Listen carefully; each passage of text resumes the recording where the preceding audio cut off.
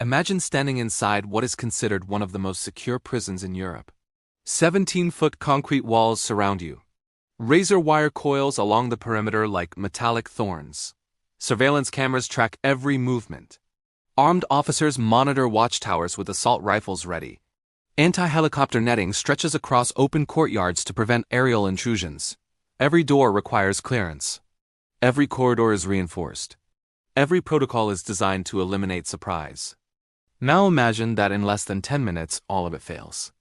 On July 1, 2018, at approximately 11:20 in the morning, a helicopter approached a high-security prison south of Paris. At first, some guards assumed it was distant air traffic. But the aircraft did not pass by, it descended. Inside the facility, inmate number 00-10189 was being escorted to a visitation room.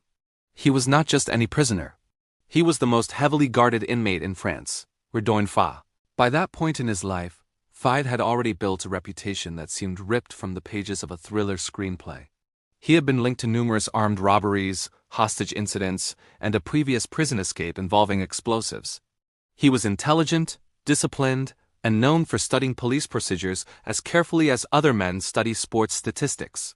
Yet guards often described him as polite, relaxed, even charming. That calm demeanor would soon collide with chaos.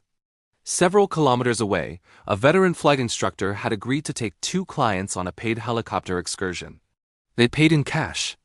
They specifically requested a small vintage aircraft, lightweight and maneuverable.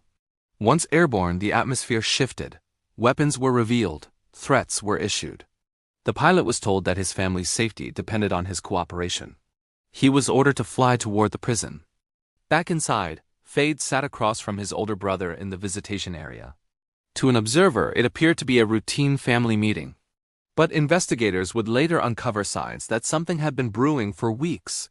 Coded phone calls, unusual behavior, and even reports of drones surveying the facility. Then came the sound. A low mechanical thrum echoed across the courtyard. Some staff thought it was maintenance equipment. Others froze in confusion. The helicopter descended into a courtyard that, unlike others, lacked full protective netting coverage. It hovered rather than landing completely, its blades churning the air violently. 3 masked men jumped out.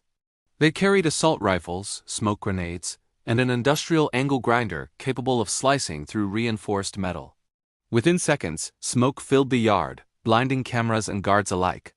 The grinder's scream cut through the walls as one security door after another was forced open. Inside the visitation corridor, Faïd heard the unmistakable signal, the grinding of steel. The armed accomplices reached the final door separating him from the courtyard. Sparks flew, metal gave way, Faïd stepped through. He did not run wildly. He moved with urgency but control. Witnesses later described his expression as focused, almost composed, as if he had rehearsed the moment in his mind countless times. 10 minutes after arriving, the helicopter lifted off with Faïd inside. From their cells, other inmates pressed against bars, watching the aircraft rise into open sky.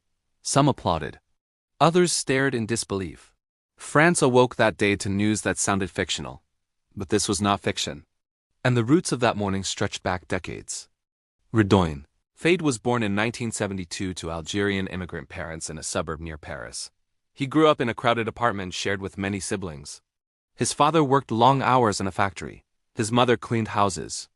The family lived in public housing surrounded by more affluent communities. As a child, Faïd encountered social rejection and discrimination.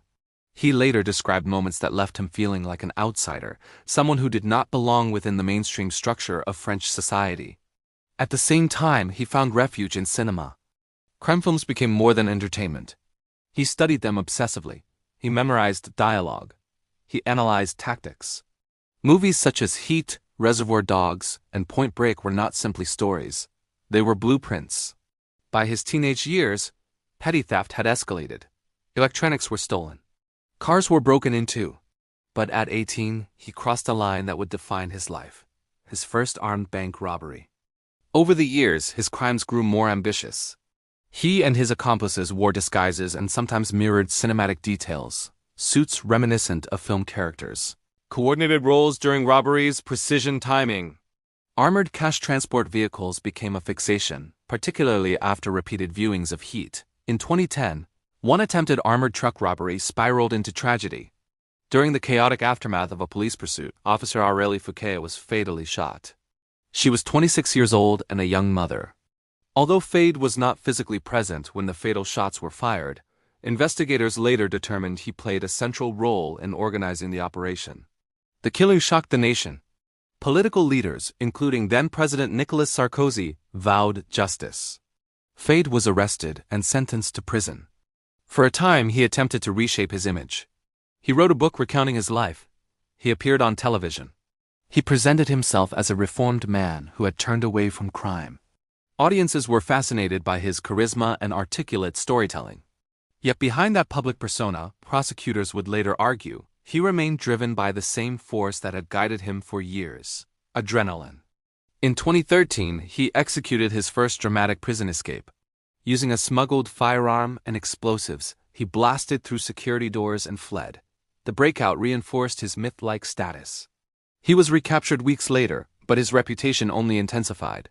By the time of the 2018 helicopter escape, authorities believed he had learned from every prior mistake. The question is, what compels someone to risk everything repeatedly?